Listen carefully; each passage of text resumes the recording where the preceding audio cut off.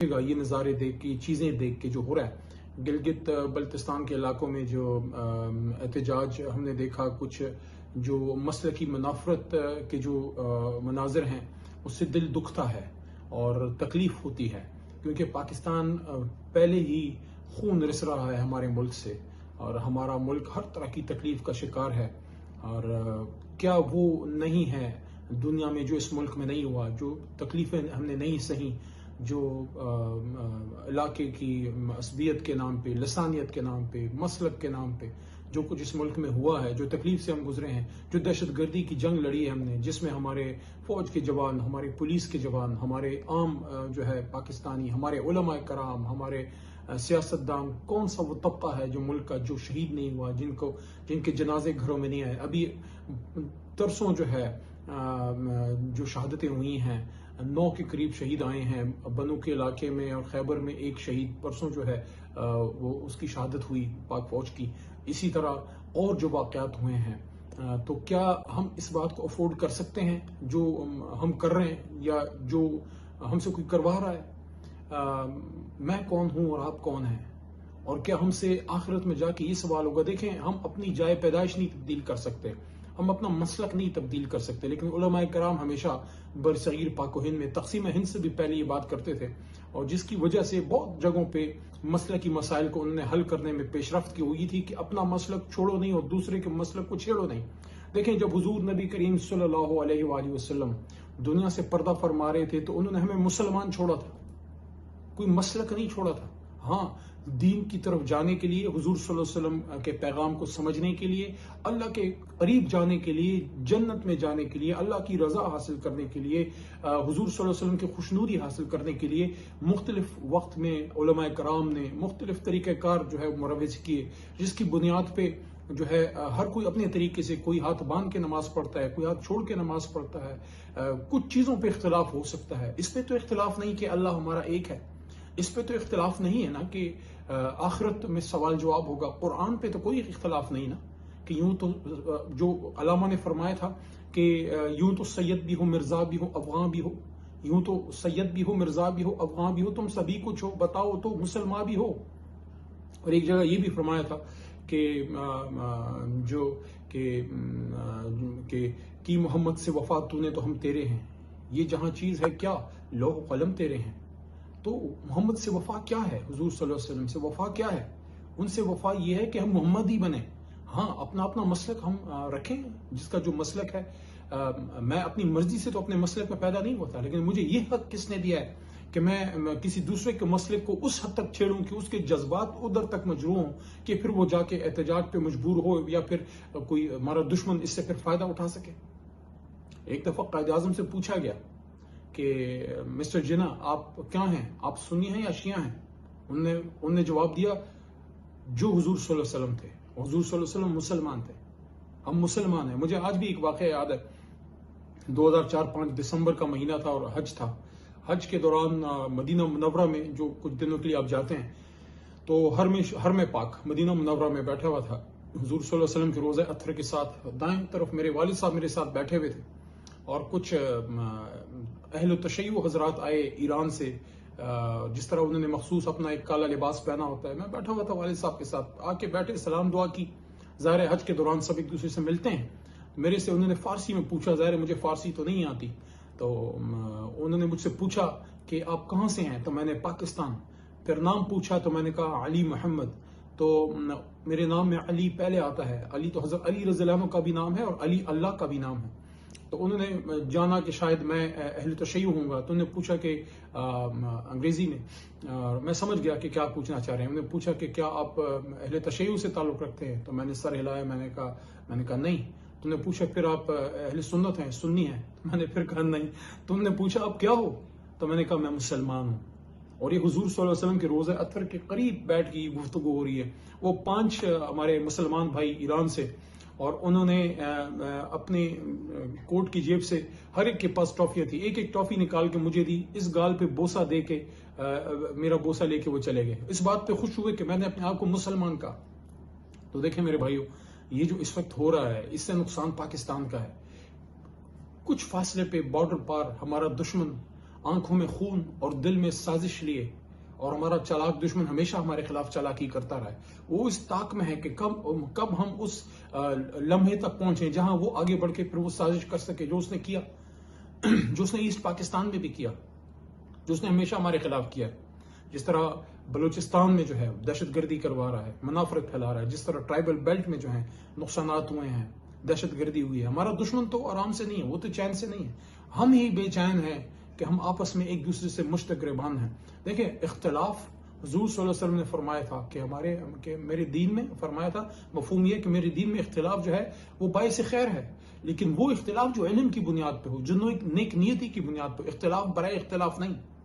تو یہی میں کہنا چاہوں گا کہ حضور صلی اللہ علیہ وسلم نے جس طرح اپنے آخری خطبہ حجۃ الوداع میں فرمایا تھا کہ میں آج اپنی ڈیوٹی پوری کر کے جا رہا ہوں، اور کسی کالے کو گورے اور گورے کو کالے پہ کوئی جو ہے وہ فضیلت جو ہے وہ حاصل نہیں ہے، صرف اور صرف تقویٰ. اور یہ بھی فرمایا تھا کہ میں تم میں اپنی کتاب، اللہ کی کتاب اور اپنی سنت جو ہے وہ چھوڑ کے جا رہا ہوں، قرآن و سنت چھوڑ کے جا رہا ہوں. تو وہ جو علامہ نے فرمایا تھا کہ وہ زمانے میں معزز تھے مسلمان ہو کر اور تم خوار ہوئے تارک قرآن ہو کر. قرآن ہم نے چھوڑی ہے، جو ہے کتاب کے پہ عمل ہم نہیں کرتے، سنت ہم نے چھوڑی، حضور صلی اللہ علیہ وسلم کی سنت سے ہم دور ہیں.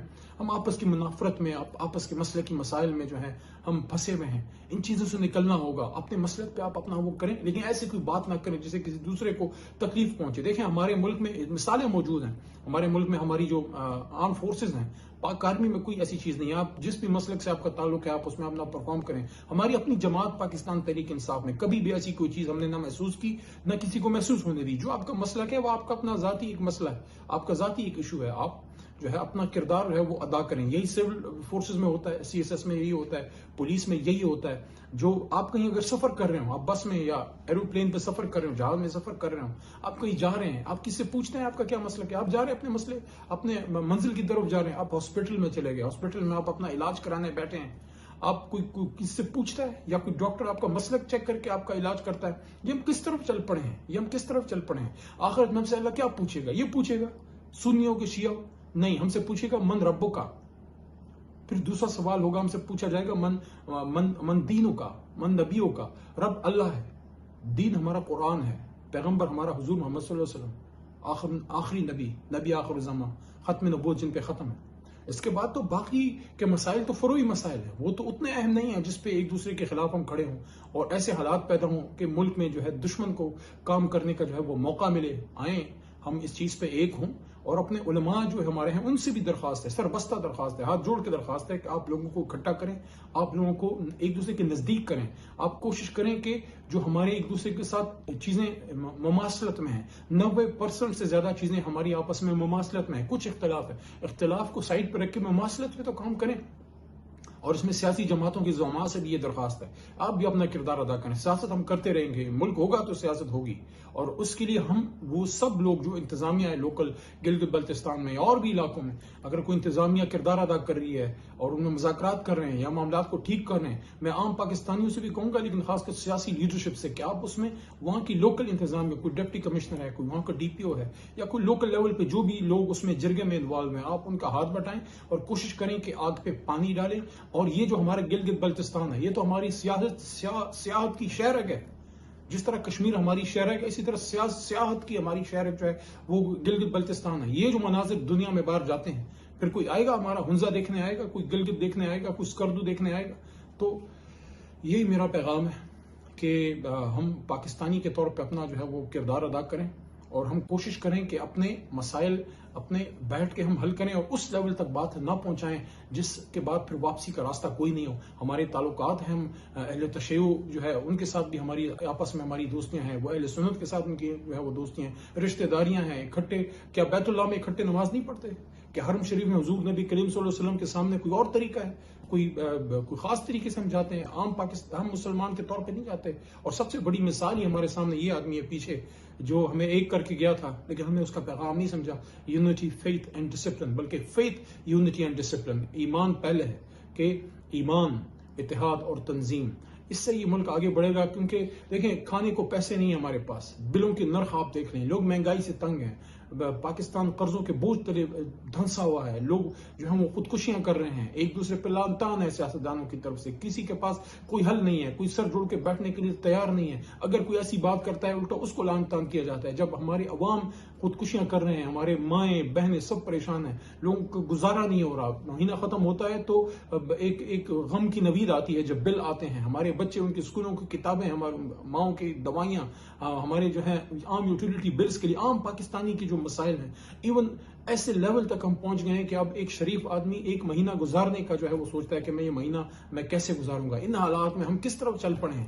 یہ جو نظارے، ایک میں آپ کو بتا دوں بس آخری بات، کہ یہ جو ویژولز جا رہے ہیں ہمارے گلگت بلتستان سے، اس سے دنیا کے باہر پاکستان کا دشمن تو خوش ہو سکتا ہے، پاکستان کا جو ہے محب وطن یا کوئی ہمدرد جو ہے وہ خوش نہیں ہو سکتا۔ اور یہ 27 رمضان المبارک کو یہ پاکستان بنا تھا لا الہ الا اللہ محمد الرسول اللہ پہ، یہ اس لیے نہیں بنا تھا کہ ہم سنی شیعہ بن کے پاکستان کا جو ہے اس کا اور اپنے دین کی ہم یہ حالت کریں۔ ہم نے مسلمان اور پاکستانی بن کے اس ملک کو آگے لے کے جانا ہے، اس چیز سے ہم دور ہوں اور آپس میں بیٹھیں، اور نہ میں آپ کا مسلک چینج کر سکتا ہوں، نہ آپ میرا مسلک چینج کر سکتے ہیں، لیکن ہم اس بات پہ تو ایگریمنٹ میں ہے نا کہ یار اپنے اس ملک کو ہم آپس کی لڑائی میں اس آگ میں نہ دھکیلیں جس کے بعد واپسی کا کوئی جو ہے وہ راستہ نہ ہو، جس کے بعد ہمارے اداروں کے پاس بھی جو ہے اس کا کوئی سلوشن نہ ہو، ہمارے ملک کے جو بنے ہیں، جو سیاسی لیڈران ہیں، جو علماء کرام ہیں، پھر شاید وہ بھی اپنا کردار نہ ادا کر سکیں۔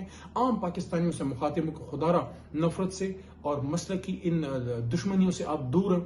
وہ جو حضور صلی اللہ علیہ وسلم کے زمانے کے لوگ تھے، وہ صحابہ کرام، اہل بیت، سب ہمارے لیے جو ہے قابل احترام ہے، ہم اس قابل بھی نہیں ہیں کہ ان کا نام بھی لے سکیں، ان کی ذات پر کوئی بات کرے، ہماری کوئی حیثیت نہیں ہے، ہم اس قابل بھی نہیں ہیں کہ ہم ان کا نام بھی لے سکیں، جائے کہ ان کو لے کے جو ایک دوسرے کے خلاف ہم اس طرح کے کام کریں۔ مجھے یاد ہے ہمارے پشاور میں، چونکہ پشاور میں پلا بڑا ہوں، پشاور میں جب اہل تشیع اپنا جلوس نکالتے تھے، اہل سنت وہاں پانی کی اور روح افزا کی سبیلیں لگا کے دیتے تھے۔ یہ ہمارا کلچر تو ہمارا یہ تھا، تو ہم یہ کس طرف چل پڑے حضور؟ آؤ پاکستانی بنیں اور آگ پہ پانی ڈالیں، اپنے ملک کو مضبوط کریں، ہمارے بچوں کو خوشحالی چاہیے، ان کو اچھا مستقبل چاہیے۔ اس گلگت بلتستان کو ہم نے دنیا کا، صرف پاکستان کا